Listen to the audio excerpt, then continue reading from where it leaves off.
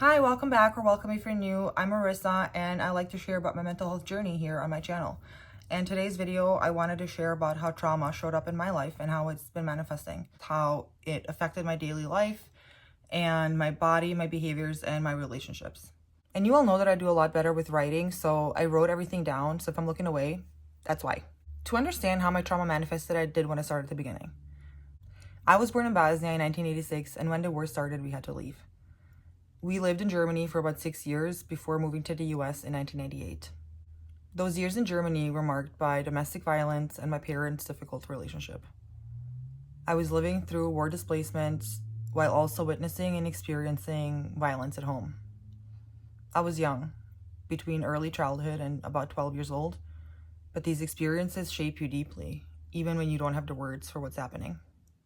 By my teen years in the US, I was acting out. Drinking and smoking early, being mean and rude to others. My parents saw me as always out of line, never meeting their arbitrary standards. I was projecting the behavior that had been shown to me. I didn't understand then that I was carrying so much. The war, displacement, years of domestic violence, growing up between cultures, family dynamics shaped by trauma. Then when I was 21, I lost my dad to suicide.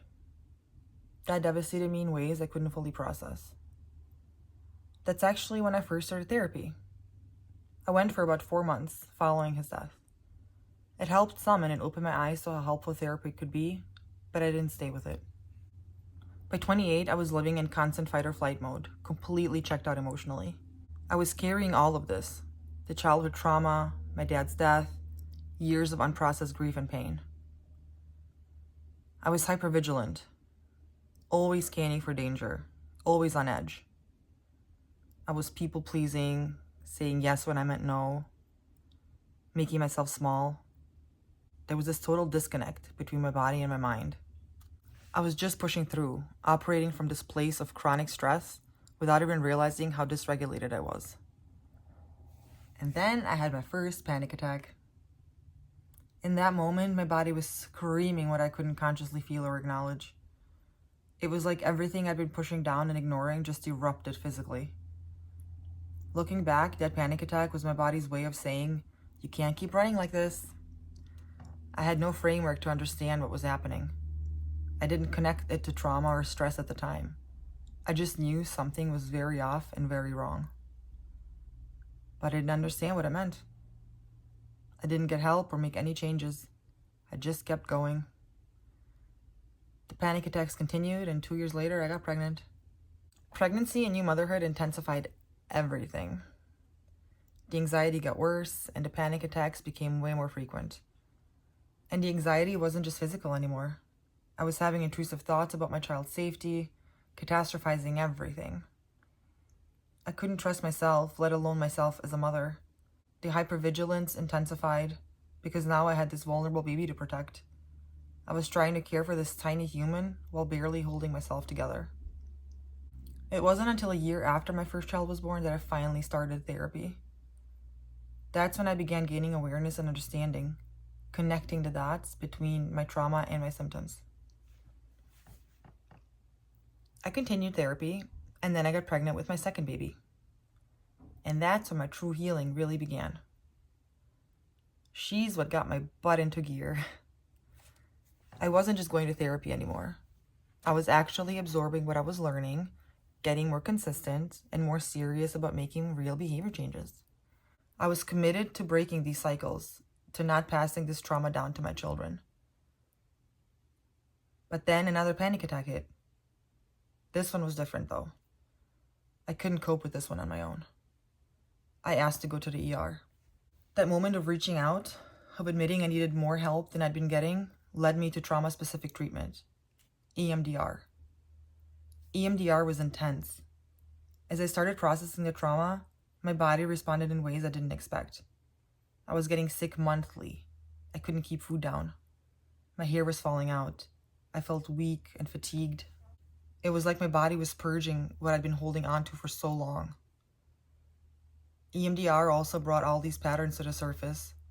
The hypervigilance, the people-pleasing, the ways I'd learned to make myself safe by shrinking or accommodating others. Processing the trauma meant confronting how deeply these behaviors were wired into me, understanding where it all started, how I'd been acting out or hurting others because that's what had been modeled for me, how I had been trying to survive in the only ways I knew how. But as difficult as it was, that's when I finally started releasing the trauma I'd been storing in my body. All those years of fight or flight, of disconnection, of pushing through, it had been living in my tissues, in my nervous system. Processing it meant feeling it physically before I could let it go. And I did release so much of what I had been carrying. And this year, I took another really big step. I was part of a partial hospital program, an outpatient mental health program at a local hospital. The intensive, structured support, being around others doing the work, that deepened my healing even more. But here's what I want people to understand. Therapy and treatment don't just stop because I feel better now. Healing isn't a destination where you arrive and you're done. It's an ongoing journey. I still go to therapy. I still do the work. I still catch myself slipping into old patterns. The hypervigilance, the people-pleasing. But now I have awareness and the tools. Feeling better doesn't mean the work is finished.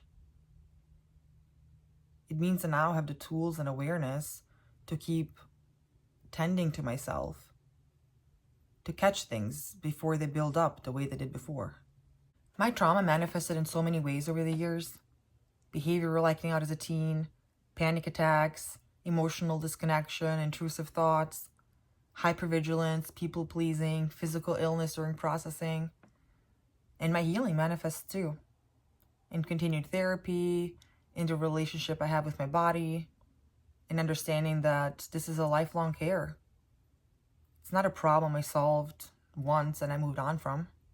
I just hope that others understand that if you're dealing with any sort of overt or covert trauma, big T or little t, big trauma, little trauma, big incident, small incident, whatever type of trauma you're dealing with, I just want you to know you're not alone. Whatever journey you're on, you're not alone. You're not going through anything alone. I want you to know that there is help for you out there and that you should talk about your stuff.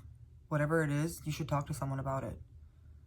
I'm under the impression that if my dad felt like he had someone to talk to about his stuff, he would still be here.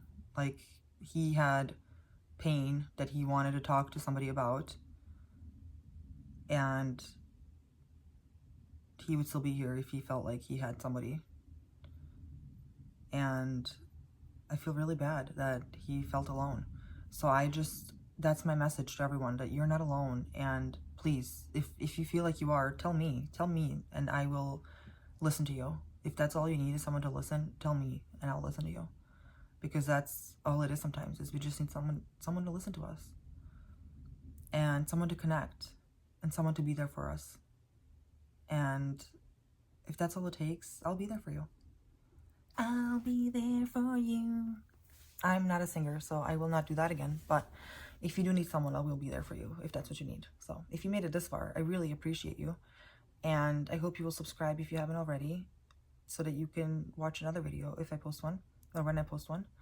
And yeah, I will talk to you in my next video. Bye!